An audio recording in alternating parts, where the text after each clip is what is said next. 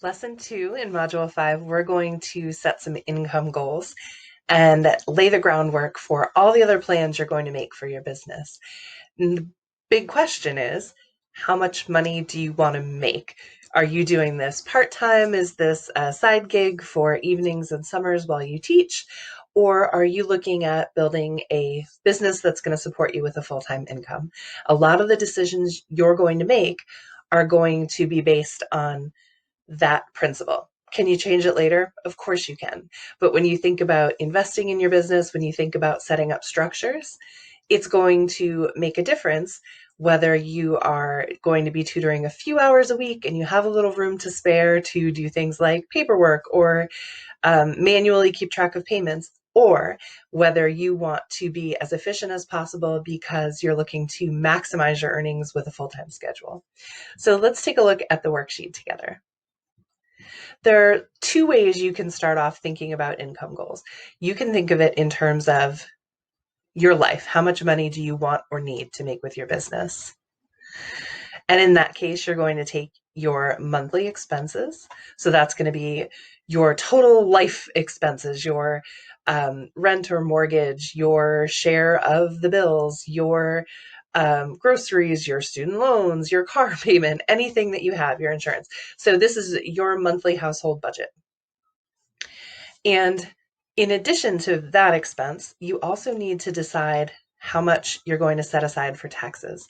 We'll talk about this a little later, but as a self-employed person, and even if your self-employment income is only part of your pay, you still need to make sure that you are setting aside enough taxes and in some cases making estimated payments in taxes to cover what you owe and avoid any penalties at the end of the year.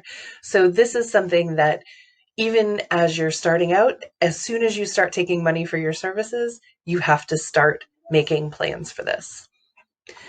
Those two numbers together, your expenses plus what you're going to set aside for taxes, are going to give you your minimum target income. And then if you're thinking about a full-time business, you think about how many hours a week you would like to work. You can take that target income for the month, divide it into, I usually do 4 weeks because that gives you a little wiggle room. In a 31-day month, sometimes there are, those months where you get an extra paycheck. There are 5 Fridays in the month or something.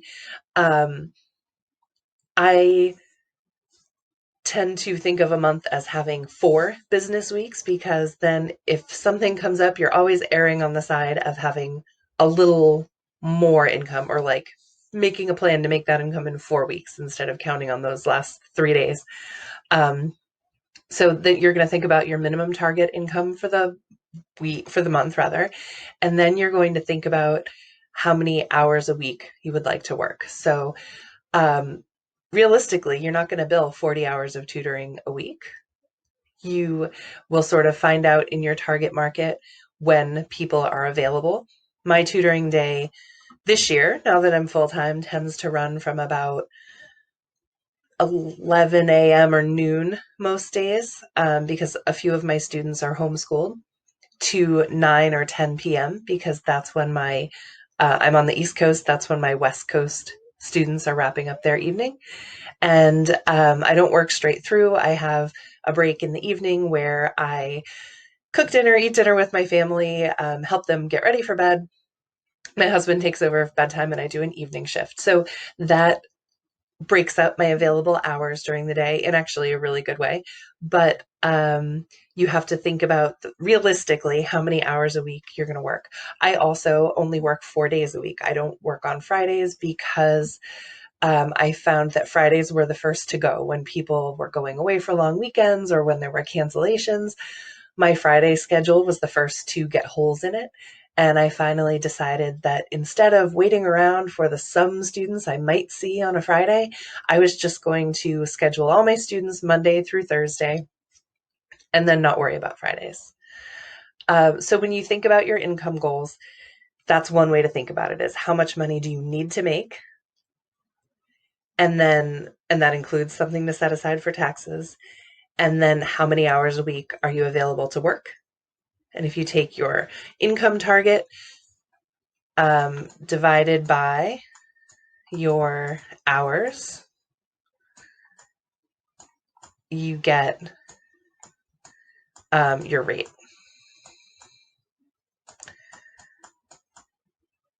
So that's one way to figure out how much to charge and how much income you want to make. The other way to do it is to start the other way. If you're thinking about doing this part-time and you know, for example, that school ends at 3:30 and you want to be home for dinner at 6, you can really only see 2 students a day. So you have a number of hours available. So if you want to do that 4 days a week, you could tutor up to 8 hours. And if you already know that the going rate for tutoring in your area is 50, then you know that you could make $400 a week. I say 4 weeks a month. You could set a monthly income target of $1,600. So that's a really simple one because for some people, there's no question, like I'm available from 3:30 to 6 and that's it. And for other people, it's a little fuzzier, like, well, sure, some nights I could work till 7, or like, yes, I don't mind seeing some students Saturday mornings. And so you could think about how many hours you would like to work. And then you could also think about how many hours are you willing to work? Are you willing to put in a few more to increase that target? So there are some things you need to consider when you're doing this calculation, whichever way you choose to do it. And one is your basic expenses. Making sure that your household expenses are paid while your business grows. For me, it took about 3 years as an online tutor before I felt confident that I could leave my teaching job and make what I needed to make in my business alone. And a few things went into that shift. One, I made the move from doing more academic reading and writing, more sort of like more general middle school language arts support, to more Orton Gillingham as I became more comfortable doing that online. And another shift was that over time I scaled back my teaching hours. I changed positions a couple times and reached a point where I already had some students that I knew wanted to see me in the early afternoon or during the school day. And so I knew that some of those spots were already full, and that's one way I knew I was ready to leave my teaching job. And the third way was the pandemic. I shifted a lot of my students to daytime slots while we were all home in the spring and summer, and some of those students stayed with me, but it's also been a huge time of shift where a lot of families are choosing to homeschool or school schedules are getting flipped upside down. And so that was an opportunity for me to open up more room in my schedule. So think about what you're going to do until your business is full. Are you going to continue your teaching job? In which case you can't have exactly those tutoring spots open while you're teaching. So you may be targeting a different clientele. If you're targeting people who want tutoring after school and in the evening, with the hope that eventually you're going to leave teaching and then target students who are homeschooled or work with school districts. Those are really two different populations. So think about what you're going to do during the shift. You may be able to, with savings or with other family plans, have a reduced income for a while, but make sure you have a plan for it because it can be a while before your business is really full. And that can be certainly uncomfortable and stressful, and it can lead you to do things that don't serve your business in the long term, like offering discounts or taking a lower rate in a way that is not purposeful and that may make you unhappy in the long run. You can also think about part-time and full-time. How many days and how many hours do you want to work? I don't mind working long days, especially if I have some time off in the morning or some time off while my kids are at school, and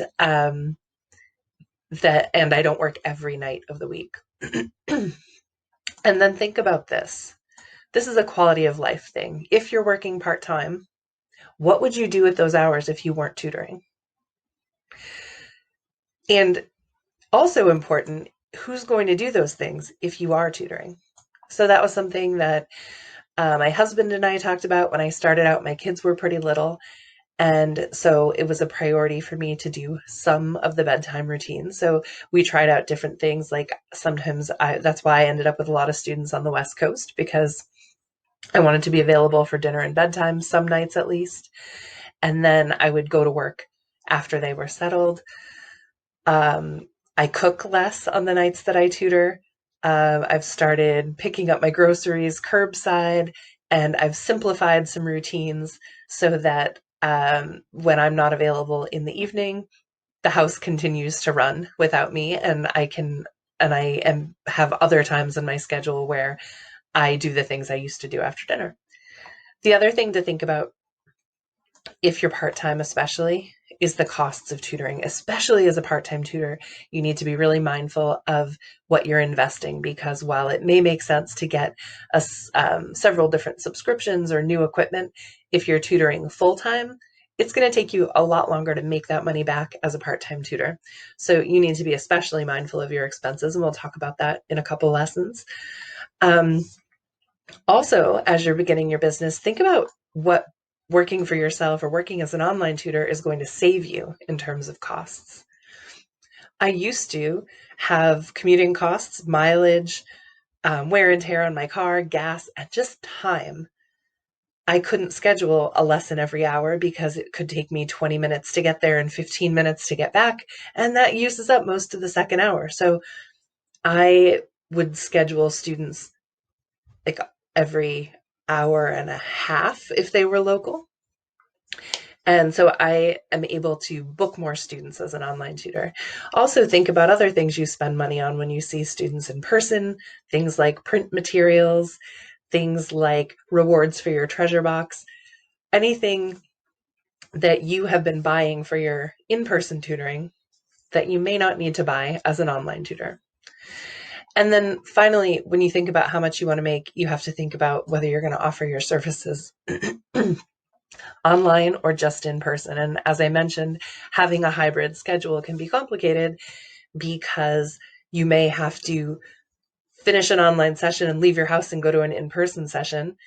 And then you have reintroduced travel time and travel costs, just as if you were driving between multiple students' houses. So think about, if you're going to do both approaches, how you're going to structure your schedule to be efficient and to get those benefits of working online from your computer at home, as while meeting your students' needs for in-person tutoring. So all of those things are things that you can factor into making your income goals. So how are you going to decide? Do you have a tutoring rate in mind, or are you thinking of this in terms of just a household income goal that you need to meet? So that's your first decision. Work through this worksheet and come back for lesson 3.